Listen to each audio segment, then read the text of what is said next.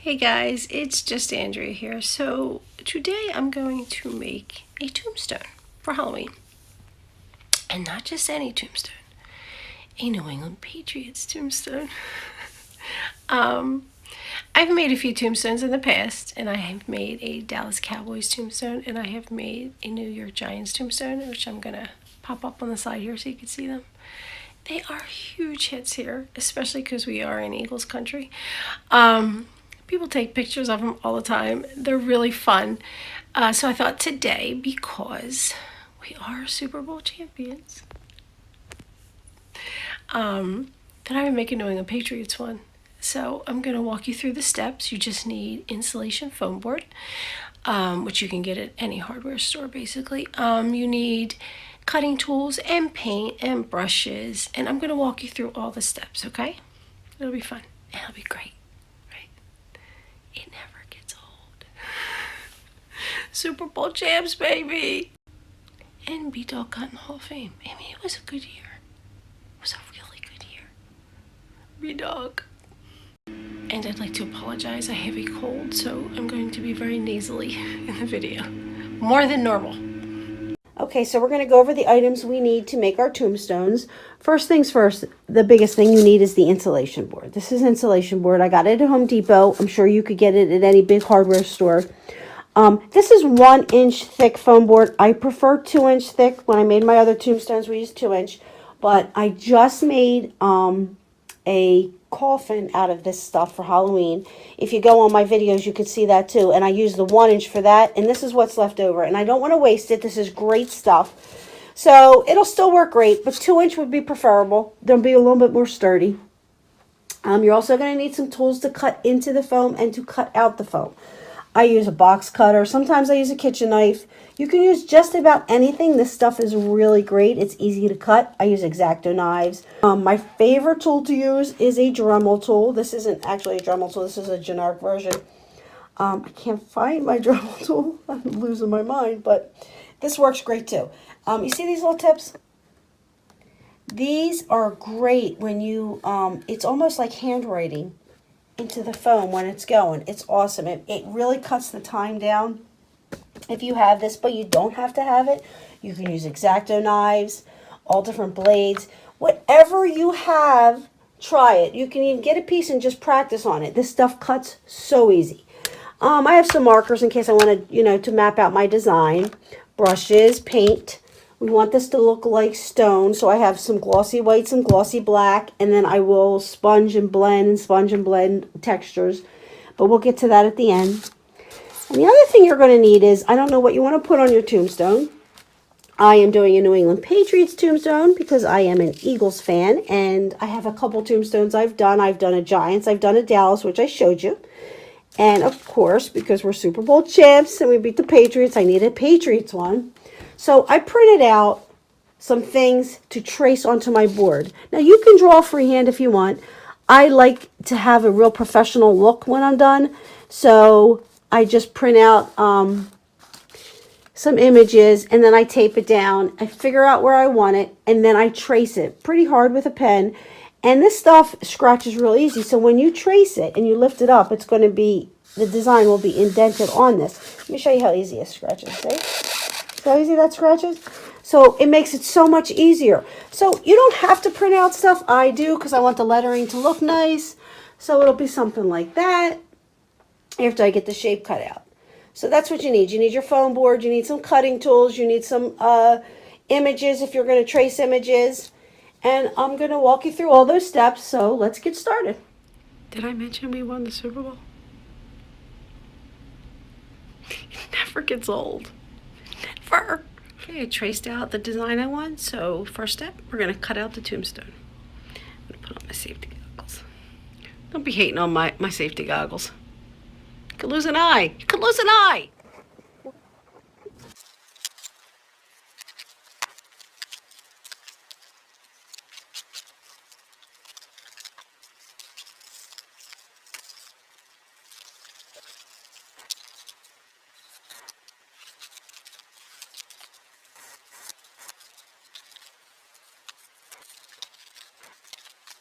Okay, so now we have the main piece. with curved top edges. And then we have, this is the base, which will sit at the very bottom like this. See? So we got our shapes cut out, and now I'm going to place the lettering on, and then I'm going to outline the lettering. Okay, so I have everything where I want it to go, and I taped it down so it's not going to move. And now I'm just going to outline everything and press, a little hard with a pen so I can indent it into the foam. And then when I take it off, my whole design will be on there. That's what I just want to show you. So you want to just go ahead and outline your letters.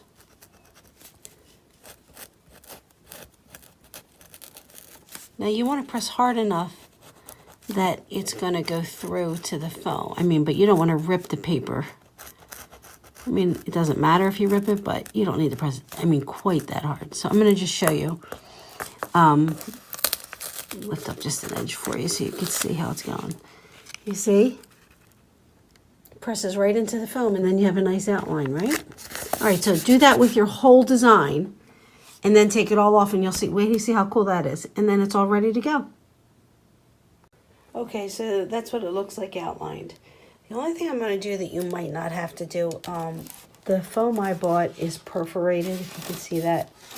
So just the straight line across here, I'm going to fill in with a little glue or caulk, just so when I paint it, you don't see straight lines, because a real tombstone is not going to have these straight lines. So I wanted to show you that originally I just showed you the bottom piece is the base, but because it is only 1 inch thick foam, I decided to double it. So I cut a piece a little bit smaller for the top of it, so it'll look kind of like a tiered base. So when this goes into the hole I'm going to make, it'll be like that. See? You don't have to do that. I'm going to do it because I just want the base to be a little bit more thicker, a little heavier, just so it withstands a little bit. So now I'm going to cut a notch in here where this 1 inch piece will absolutely fit in there, and then I can glue it, and then it'll be real solid. So I'll mark that up and I'll cut that out.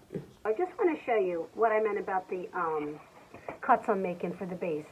So I had showed you before I outlined this. I centered it and outlined it because you want this cut to be exactly the size. It's going to fit into that. So since I'm doing a tiered base, which is 2 of them, I did it again on here. I cut it out. And you see how there's that hole? One here as well. Cut that one out. They will stack on top of each other just like that. You see that? And this is where that fits into. And then it'll be nice and sturdy. I will glue it all together as well, just so it's a nice one piece. And it fits in there. See how it fits in there? And then this way, it's pretty sturdy with the 2 pieces. If you have the 2 inch, you don't need it. You don't even need it with the 1 if you're going to put PVC or something inside to hold it down.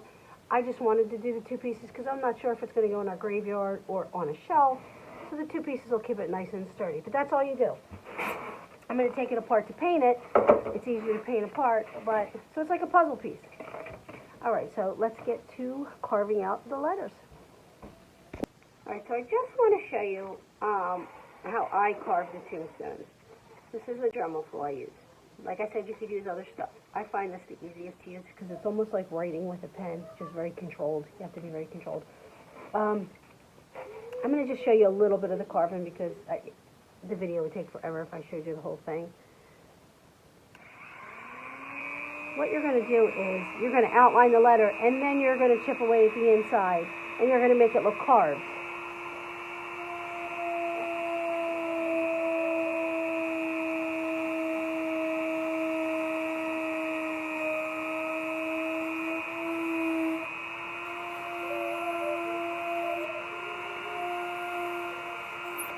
See how that goes? Now, if you make a mistake, you can go back and clean it up with an X-Acto, and I always have to do that because sometimes it gets away from the other tool. Practice on another piece, like see me. I was practicing before I started just to make sure I didn't want to screw up all my hard work. And if you go out of the lines a little bit, don't worry about it. You can always clean it up. But this gets really nice and deep. Then I'll change the head on this to a thicker head And then I'll go in here and I'll chip away at the whole thing. This I'm just outlining.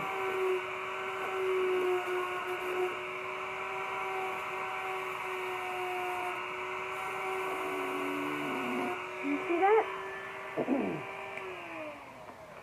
So I did the P and the A, and it'll look better once I clean it up. I also did the N in New England. See that? And that's what you do. You're just going to carve it out.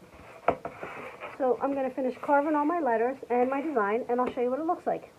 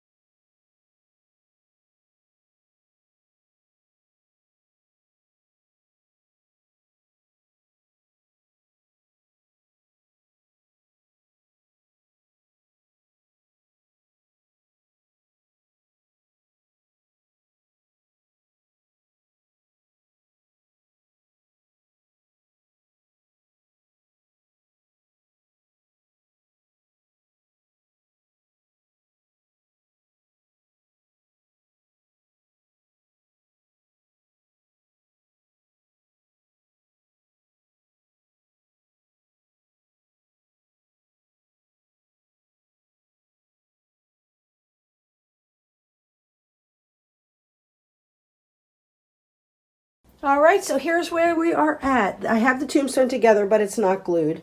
If you just got done watching the very fast-forwarded version of me carving, you saw me adding these things. These are just cracks in the stone, and it looks real creepy for Halloween if you add those. They're very random. Just gouge away into the foam, and you'll get that effect. I also filled the lines here that were perforated with caulk and let it dry.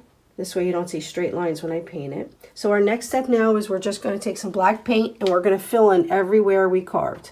So we'll do that first.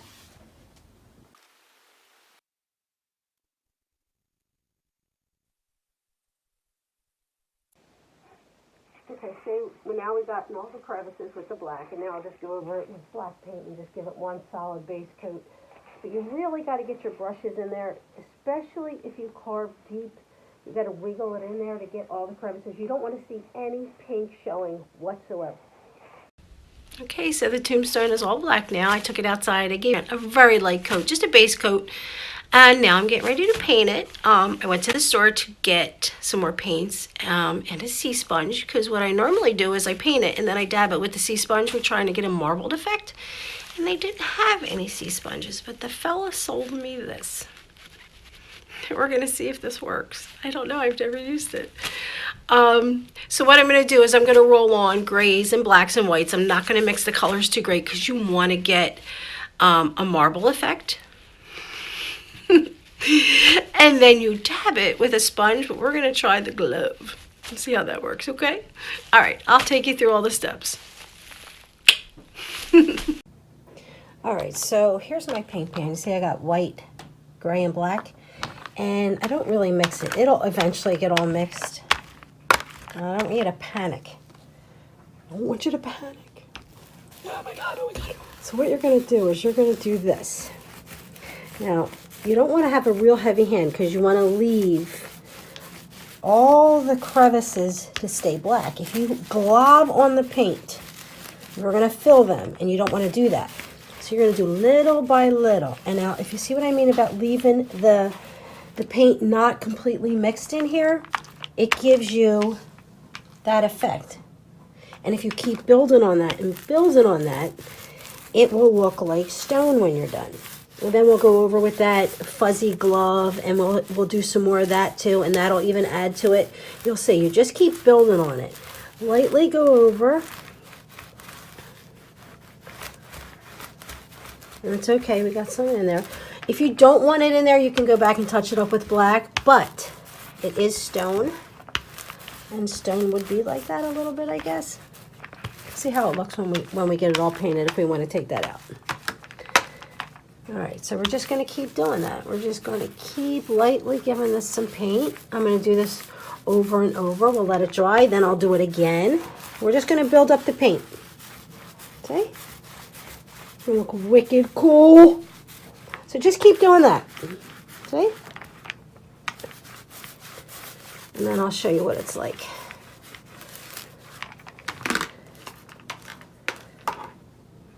Alright, so now I'm going to just do a little bit more marbling before I'm finished. You could leave it like this, it looks pretty good. But I just want to give it just a little bit more depth. So I have a plate with some white, a plate with some gray. I have an empty plate to dab off my big glove. I also have a little bit of black off to the side to do the veining. I have a dry brush to do blending, and then I have a teeny tiny brush to do veining. Most people use a feather. I didn't have one, but a tiny brush will do the same thing. Alright, so let's get started on marbling. It turns out I did not hit record when I did the marble technique on the front, so we are going to do it again on the back. Here goes.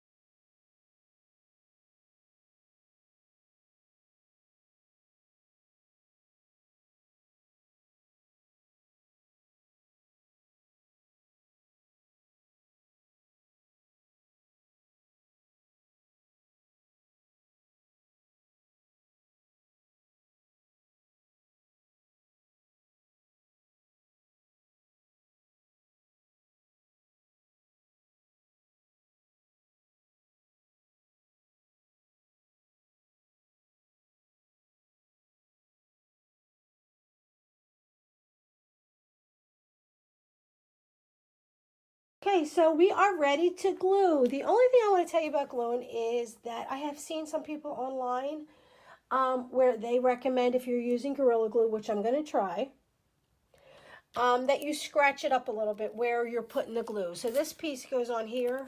I'll be gluing under that. So I'm just going to do some light scratches just to give the glue something to stick to.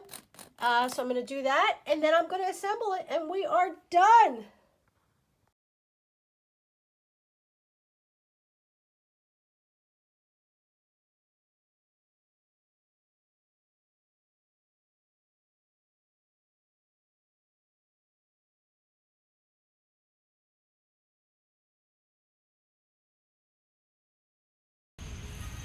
There it is.